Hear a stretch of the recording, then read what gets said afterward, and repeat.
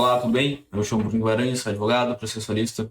Hoje trabalharemos sobre a questão, né, de efeitos precedentes, superação, né, modulação e mesmo a distinção dos precedentes. Como a gente tratou no vídeo anterior, a gente deu os aspectos básicos do precedente, porém, o que a gente focou é ratio decidente. Ratio decidente, no meu entendimento, é aquilo que vai apontar sobre o precedente ou não. Por quê? Não adianta nada utilizar um precedente de busca e apreensão no caso de família. Geralmente não tem, a não ser que a gente tenha uma ratio decidente aplicada àquela hipótese. Mas, enfim, se ratio decidente é a base dos precedentes, como é que a gente vai fazer para aplicar o precedente em determinada situação? Primeiramente, a gente tem que se atentar ao seguinte, ao distinguish.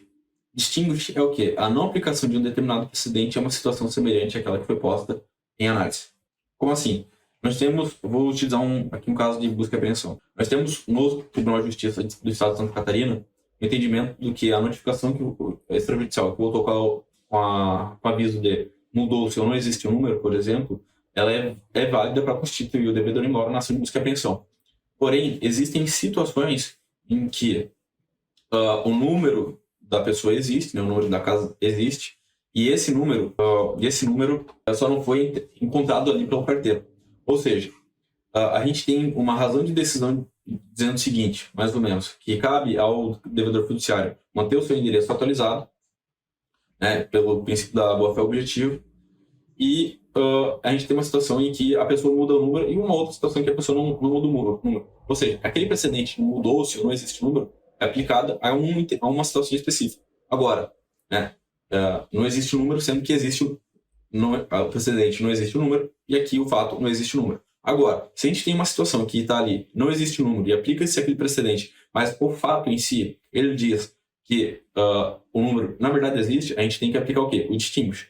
Porque se o precedente vale para as hipóteses em que houve a mudança de número, se não houve a mudança de número e a gente conseguiu comprovar isso, há uma distinção do precedente. Ou seja, a ratio decidente não é aplicada. Então, a distinção é o seguinte, não dá de usar um precedente X para um fato Y. Né? O precedente X tem que ser usado para o caso X, que ele é conectado.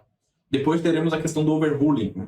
O overruling seria a superação do precedente por uma mudança, né, de legislação, por exemplo. Então, a gente tem ali o Código de Defesa do Consumidor, que diz sobre a abusividade do contrato. Agora, se o Código de Defesa do Consumidor simplesmente ignorar, né, as abusividades no meio consumerista, haverá aquilo que a gente chama de overruling, ou seja, uma lei veio alterar um determinado precedente. Depois, também temos, né, a questão da superação do precedente por meio, né, da mudança de entendimento. Então, tem o overruling, que é nada mais é do que a mudança do precedente pela superação legislativa. Né? Imagina ali a lei de usura, né? Não se aplica mais a lei de usura, houve um overruling naquele entendimento anterior. E depois nós teremos, por exemplo, a modulação dos precedentes. Então, a gente tem um precedente no Superior Tribunal... Vamos utilizar o precedente aqui de Santa Catarina. A gente tem um precedente de Santa Catarina que diz a abusividade nos encargos remuneratórios, ela até desconstitui a mora. Esse é o entendimento do STJ. Porém, em Santa Catarina, ele diz o seguinte, não é bastante para afastar a mora os encargos abusivos, sendo necessário, né, a continuidade do pagamento. Aqui tem um entendimento diferente.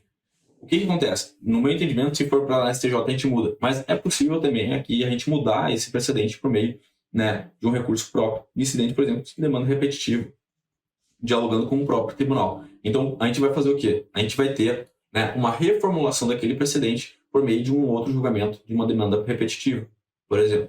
Né? E por falar nisso, nessa alteração do precedente, a gente vai chegar e vai falar o quê? Sobre a modulação dos efeitos do precedente. Então, teremos dois efeitos, né? Possíveis efeitos. Ex tunc e ex nunc. Né? Para lembrar, ex tunc, tu bate na testa, ou seja, um efeito retroativo e ex nunc dali para frente. Bate na testa e vai para frente. Então, a partir de quando esses precedentes vão ter validade? Esses precedentes terão validade a partir do momento, dependendo, né, de cada órgão colegiado. Pode ser que um precedente ele tenha validade dali para trás, né? Ou seja, retroativo ex tunc. Ou pode ser que aquele precedente tenha uma validade dali para frente, né, ex nunc. Por exemplo, caso de busca e apreensão, no meu entendimento, obviamente, né, se for feita uma reforma daquele posicionamento do Superior Tribunal do TJSC acerca da abusividade, ele terá um efeito sobre os casos que estão em julgamento naquele momento para frente, não acobertando, né, situações que já foram acobertadas, né, pelo manto da coisa julgada, ok? O que a gente tinha para falar, né, sobre precedentes era basicamente isso. Acredito que a gente tenha esgotado nesses 2 vídeos, né, aquilo que a gente gostaria de falar sobre precedentes. Obviamente, aqui nós trabalhamos somente alguns caracteres mais básicos, não esgotando toda a matéria, mas sim aquilo que é suficiente para sobrevivência, né, aqui na advocacia, não, obviamente, afastando a necessidade de estudos complementares da legislação, doutrina e jurisprudência própria. A gente se vê no próximo vídeo. Até logo. Tchau, tchau.